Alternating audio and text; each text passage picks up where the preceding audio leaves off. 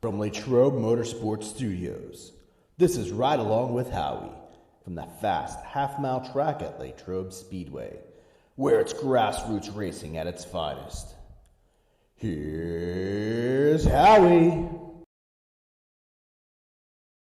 Race fans, who's ready to go for a ride? It's Ride Along with Howie, powered by Joe's Body Shop and Towing and S&B Promotion.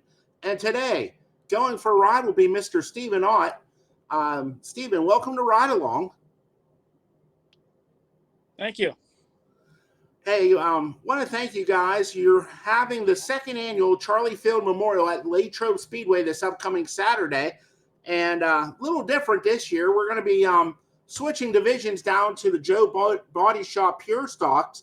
And that's a division that means a lot to the Field Ott family. It's kind of where they made their name in the stock cars. Yeah, Charlie Jr. started in pure stock, and then I started in pure stock in the late '90s and won the championship at Thunder Valley. And then my son, I believe he's still in the record books of being the youngest driver to ever win a race at Thunder Valley in the pure stocks. He didn't even have his driver's license yet. So, yeah, it's kind of where it all started. Now, when Michael started, did he take over your car, or did you guys build him his own car? No, we actually built him his own car. Okay.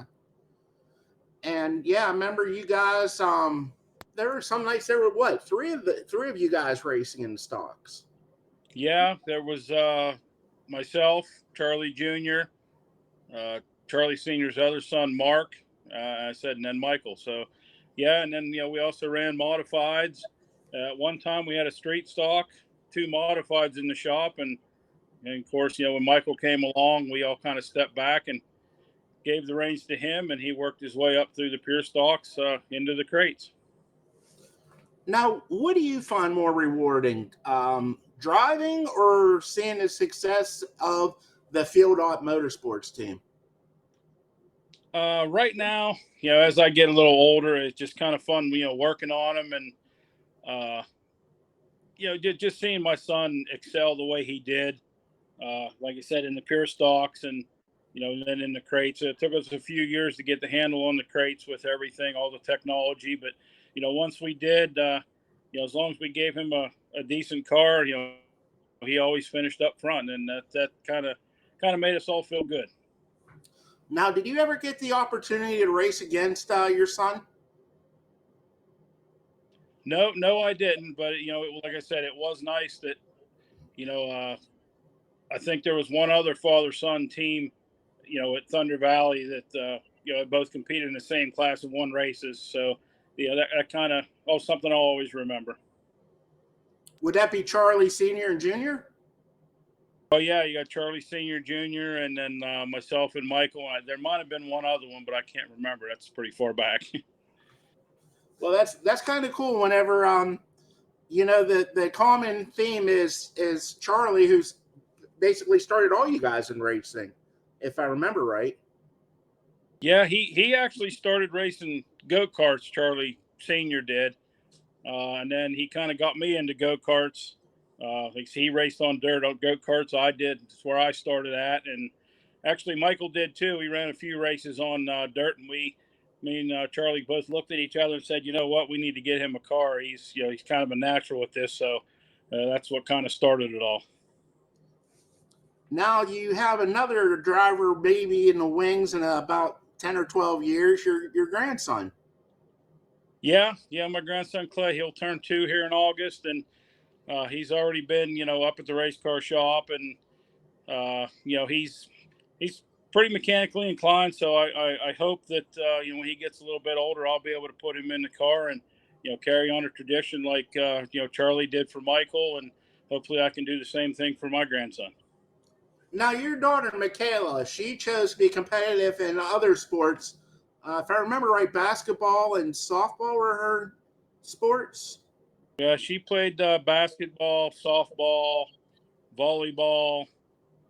She did just about them all. And then so did my son. He was basketball and baseball and football. So, yeah, with the only a few years difference between them, I can remember my wife going to one end of the county to watch one kid and me going the other way to watch the other.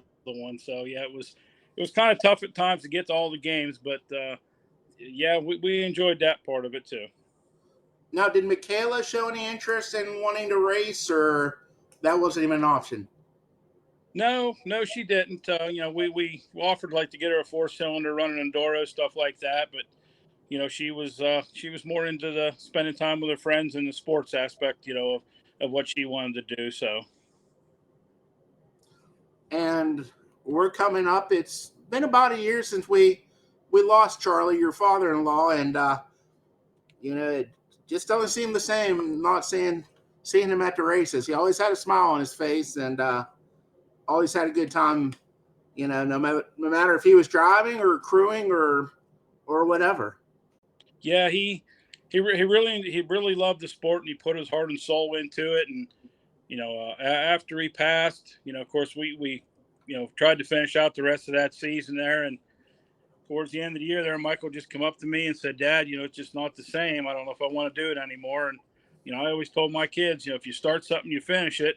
But different circumstances there. I know exactly how he felt. It really wasn't the same coming without him. So that's kind of what ended it for us for now, temporarily anyhow.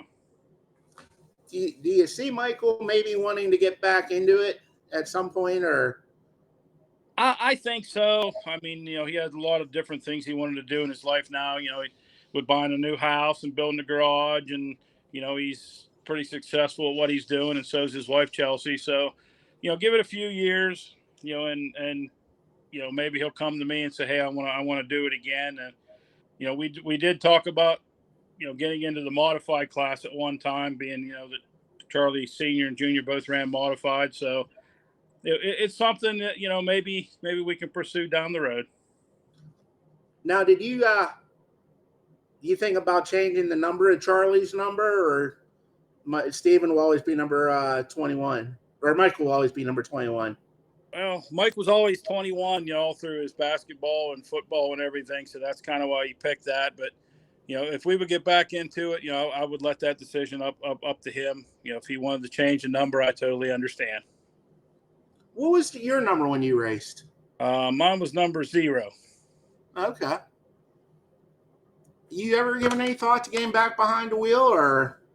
Yeah, I did. When Michael said he didn't want to do it anymore, I thought about it, and I figured, what, I really don't want to race a crate. I thought about building, another pure stock, because I went from pure stock to street stock. Was successful in both, but the pure stock's where I had the most fun. And at 54 years old now, that's what it's all about, just having fun. If I win, great. If I don't, as long as I'm going to the track, with friends, making new friends and having fun, that's what it's all about. But it was between that and buying myself a Harley, which I wanted for years. So I went and did that in March. I bought myself a Harley. So if I do get back into racing, it might be next year, but I'm not 100% sure yet.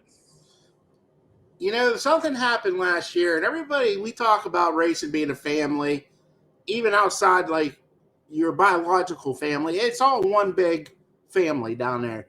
And I remember one night, Michael was out there and got a flat, and you guys were all up in the grandstands. And I just remember looking off the balcony over into the pits. And I think by the time you got there, they had the tire changed, and he was back out on his way out onto the track before the actual crew of your team got there, which, that says a lot. Yeah, it does. Everybody down there, it just seems like, whenever someone shows up at the track and they don't have a lot of help or something, that, there's always someone willing there to step in. I know a few times the guys that parked below us there, a couple pure stocks and 4 cylinders, their generator quit. So we ran an extension cord over to ours so they could have lights and tools and stuff like that. But, that's what it's all about, whether you're in, a super late, a crate, everyone's the same reason, to have fun, be competitive, and, whatever, I always thought whatever I could do to help somebody else, that'll come back around. And sure enough, that night, like I said, we were running third. We got that flat tire.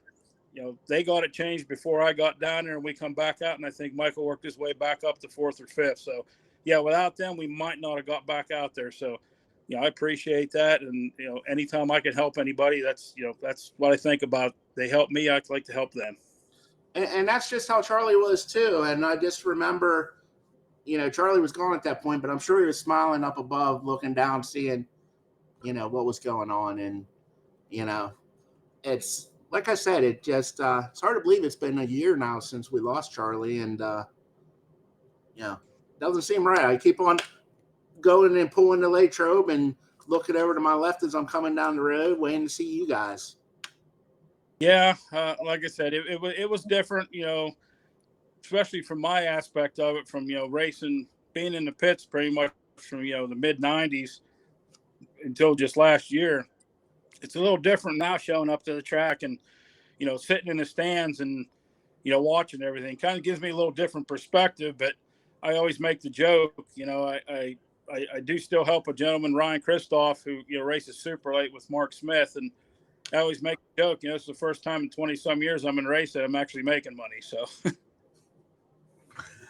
yeah, don't spoil yourself on that. Yeah, I know. Now, are you guys going to bring Ryan down to Latrobe when we run the supers?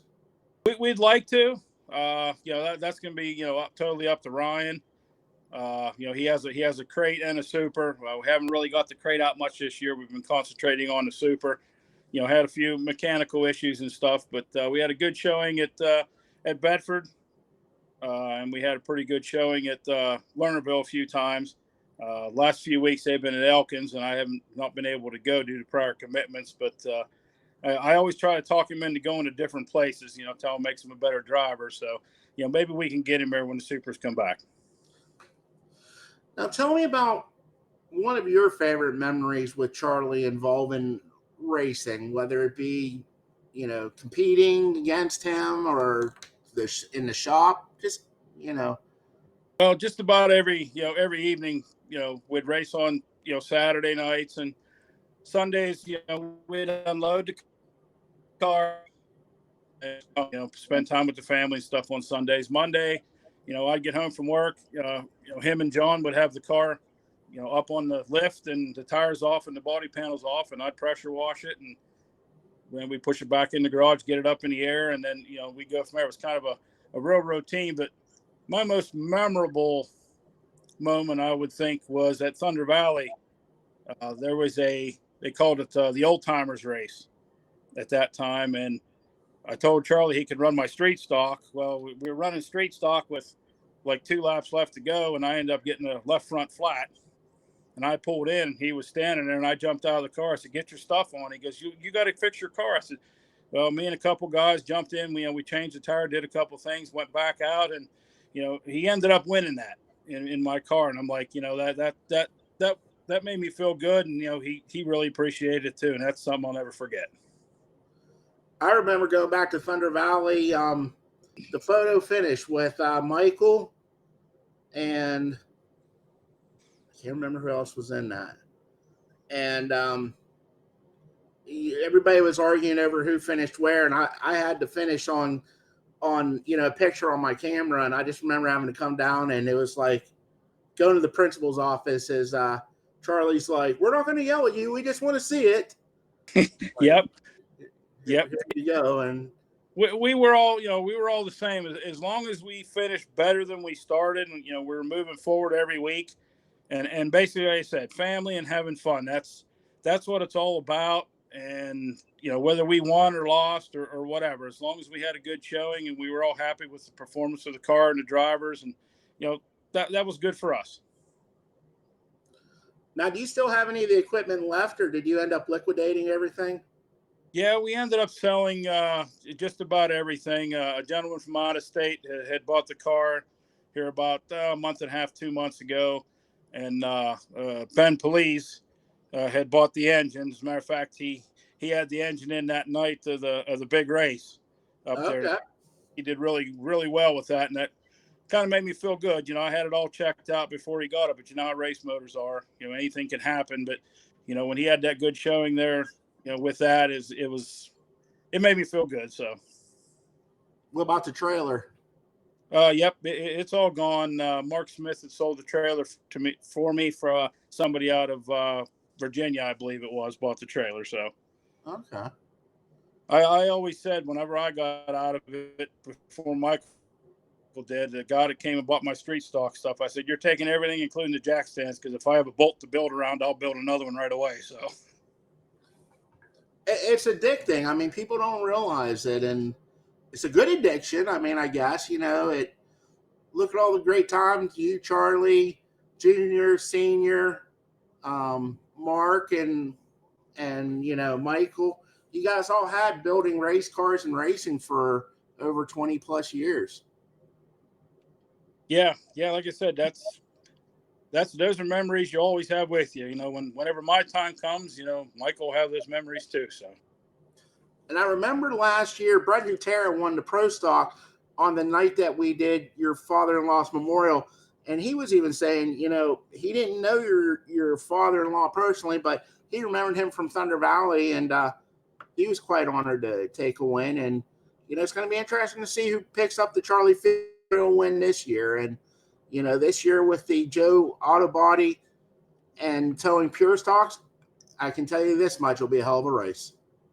Yeah, I hope we have a really good field of cars, and that class is always pretty competitive, always puts on a good show for the fans and stuff. And I believe I can't say for sure, but I believe we did pick up another monetary donation, pretty decent size. I'm pretty sure we're close up to 2,000 now to be divvied up throughout the field. But Charlie Jr.'s been working on that with Mike. So. Yeah, it's going to be a good payout the whole way down through the field, not just for the winner, the whole way down through, a hard charger award, some bad luck awards and stuff like that. So, that's what's really nice is when you're able to hit everybody, because, the winner, I mean, it's nice when they get that bonus, but the guy that finishes 10th, 12th, they appreciate it, if not as much, more than the guy who won. Yeah, because those guys that are running, that may not have the best equipment and go out and do the best they can with what they have, and they're having fun. Yet to get an extra $100 or $150 or $200, that means a lot to them, because a lot of these guys are running just out of their own pocket. Right now the way the economy is and inflation, marketing partners are hard to come by. So, a lot of these guys are doing it themselves, and that's basically how I started doing it myself. So I know where they're coming from. So. Something we can help out like that, if it gets somebody an extra week or two or a couple new tires to be a little more competitive, that's what it's about. And you just said it right there. I mean, you know what? They get a tire or two and it keeps them going, or tire and fuel for the night. It keeps them going and keeps Charlie's memory alive, which is what we most definitely want to do. Yes, exactly. Now, why don't we go ahead and talk about the companies that have stepped up to help with Charlie Field's memorial race this upcoming Saturday, if you don't mind. Yeah, well, we have the Keg Bar and Grill, which is located in Central City. Some new owners have just taken it over. They stepped up. We have John Fama Construction, who races modifieds at Jennerstown, and also raced with us in the street stock class at Thunder Valley for years. Yeah. Jeremy Fama is going to be representing there too. Carrying the American flag around the track. I believe Bob Turquato is going to be there. Chucky Renner, and there might be a couple more of the older Thunder Valley crew going to be there. That have cars and can race. We have Mark Smith, of course, the MS Shock Therapy. Is a big supporter of racing. Asphalt and dirt, with the shock business and, the pull down machine and stuff he has there. He turned our racing program around tremendously when we got hooked up with him. I don't really know too many people who are more knowledgeable on shocks than he is. And, with them crates, the shock and spring packages is a lot of that. There probably is a few more that I can't really remember off the top of my head. Stoystown Auto Wreckers, Frank Mayak. He was with me when I raced back in the 90s. That's what I was just going to say. I mean, I remember them sponsoring you guys back in Thunder Valley, and that. Yep, he kind of stuck with us, the whole time through me and Charlie and Charlie and then with Michael. So, yeah, he came on to help sponsor the race too in Charlie's memory. So, there's probably a few I'm missing, but, I just want to thank everybody that put forth the effort and gave anything, any little donation, whatever helps, and every little bit counts and every little bit means a lot. Race fans, be sure to come to Latrobe Speedway this upcoming Saturday night, the second annual Charlie Field Memorial for the Pure Stocks this year. But we're going to have a great party, and we're going to celebrate the life of Charlie Field. And I'd like to thank Mr. Ott for joining us tonight, and look forward to seeing you guys at the track. And who knows, maybe being around the track might ignite that fire under Steven again. Well, thank you for having me, Howie. And yeah, like I said, every time I go to a track, I get the itch. So it could happen sooner than later. I don't know. Well, again, this Saturday night, we celebrate the life of Charlie Field, and we're going to have a great night of racing and a great party afterwards. Thanks again. Thank you. Race fans, that's going to conclude another edition of Ride Along with Howie, sponsored by Joe's Body Shop and Towing and S&B Promotions. And while I have a chance, I'd like to go ahead and thank our divisional sponsors that include K2 Engineering, proud sponsors of the Crate Late models, Joe's Body Shop and Towing, proud sponsors of the Ride Along podcast and the Pure Stocks, Specialty Metals, proud sponsor of the Modified 4-cylinders, Marilungo Disposal LLC, proud sponsor of the Strictly Stock 4-cylinders, Dean Pollock, proud sponsor of the Hobby Stocks, and Bauer Farms, proud sponsor of the 305 Sprints. And we are pleased to announce Wisneski Waste Removal has stepped up, and they're going to sponsor the Pro Stocks for the rest of the 2023 season. Track sponsors include Latrobe Glass and Mirror, General Carbide, Bowman Plumbing, Garry's Auto Sale, Porta-John Rental Company, the Auto Tag Store, RPM, the official parts supplier of Latrobe Speedway, A1 Machine and Performance, Tite Paving, DJS Swag, and GVD Powder Coating. Please support those who support racing, and please remember, second annual Charlie Field Memorial taking place this upcoming Saturday at Latrobe Speedway. We'll see you at the races.